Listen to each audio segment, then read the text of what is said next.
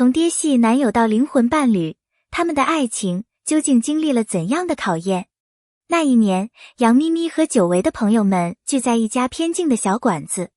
她推开门时，第一眼就看到一个男人坐在靠窗的位置，举止安静，像是与周围的喧闹隔着一层柔和的空气。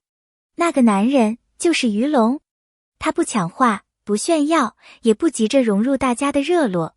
可只要有人咳嗽，他会默默递上纸巾；有人说冷，他立刻叫服务员调温；有人杯子空了，他站起来给大家倒水。这些动作都不夸张，却恰到好处的让人觉得温暖又踏实。那天，咪咪因为多年不见的朋友太多，喝得特别快。快到自己站不稳的时候，是于龙一句责备都没有，把他稳稳扶住。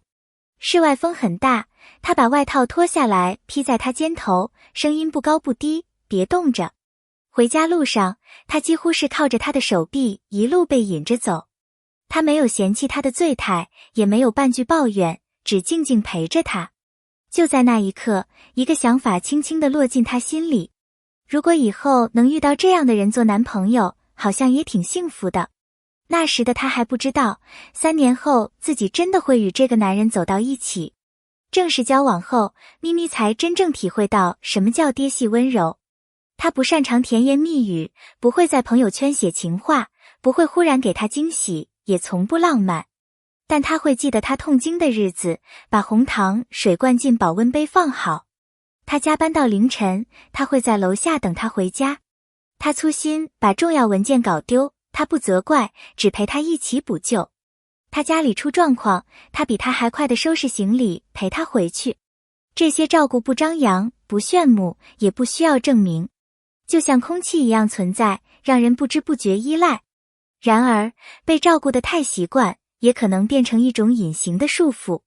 某天，咪咪突然意识到，自己好像失去了成长的权利。她没有机会自己做决定，没有机会面对挫折，没有机会承担责任。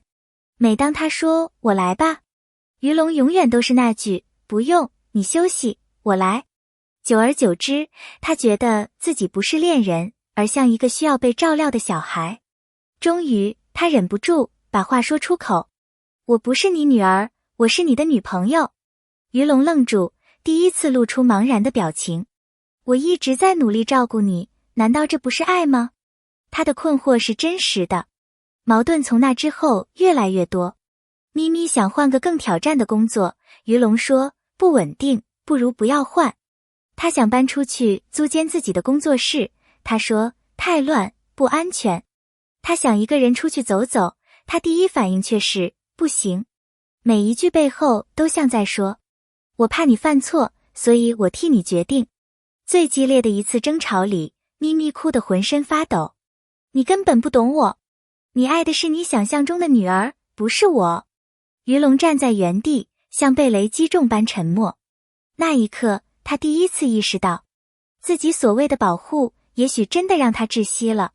他们真的冷战了整整3个月。咪咪搬出去住，很少联系。于龙像突然失去了方向，不知该往哪里走。这段时间，咪咪开始做心理咨询，第一次直面内心。她发现自己这些年一直停在被保护的位置，从未真正成长。而于龙也开始反思，他开始读书，学习沟通，观看情感课程。他第一次认真想，我是不是把自己当成了他的父亲？3个月看似冷，却是他们关系真正的发酵期，痛苦却必要。有天下午，咪咪收到一条短信，我在你楼下。他下楼时，看见于龙穿着旧外套，像变了个人般沉稳。他手里拿着那杯以前常为他准备的红糖水。他轻声说，我最近一直在学习，我想学会做你的男朋友，而不是你的监护人。那一刻，咪咪的眼泪几乎瞬间滑落。他们没有拥抱，没有激烈的情绪，只是安静地站着，却比以往任何时候都贴近。他们决定再试一次。重新开始后，2个人都有了明显的改变。咪咪开始表达需求，不再全部憋在心里。于龙学会倾听，而不是武断决策。咪咪愿意承担更多责任。于龙愿意相信他能做到。他们第一次以并肩的姿态站在一起。她不再是被照顾的小女孩，她也不再是把一切揽在怀里的大人。他们变成了两个人的队伍。咪咪曾说过一句话，让于龙一直记着：灵魂伴侣不是一开始就能读懂我，而是愿意陪我一起成长的人。于龙回他一句：你让我明白，爱不是控制，而是并肩一起走。从那之后，他们不再回避矛盾，争吵时不逃避，意见不一致时会坐下来慢慢沟通。他们学会一起承担，不是谁牵着谁，而是互相扶着走。以前只要咪咪犹豫，他就会立刻接手。现在他会问：你觉得应该怎么做？你希望我怎么帮你？第一次，当咪咪说我想自己处理时，他停顿了一下，然后认真的点头。好，我相信你。那一刻，他第一次从他眼里看见的是尊重，而不是担心。而咪咪也开始给他更多空间，不再依赖的过头。他们终于像真正的成年人恋爱。他们一起租了新房子，从家具摆放到家务分工，再到节省开支，规划未来。这些生活里的琐碎，反而让他们更像一个团队。他负责规划与整理，他负责做饭和采买。爱情从你为我做变成了我们一起做。这也是咪咪一直渴望的关系，不是依赖，而是并肩。有人对咪咪说：以前他照顾你那么好，你现在怎么还挑剔？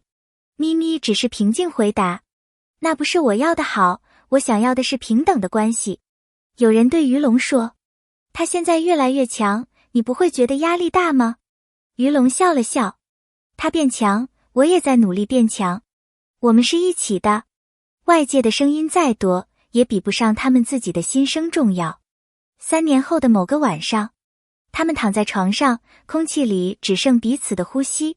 咪咪忽然问：你记得我以前问你爱我吗的时候，你都不回答吗？于龙点头。那你现在会说了吗？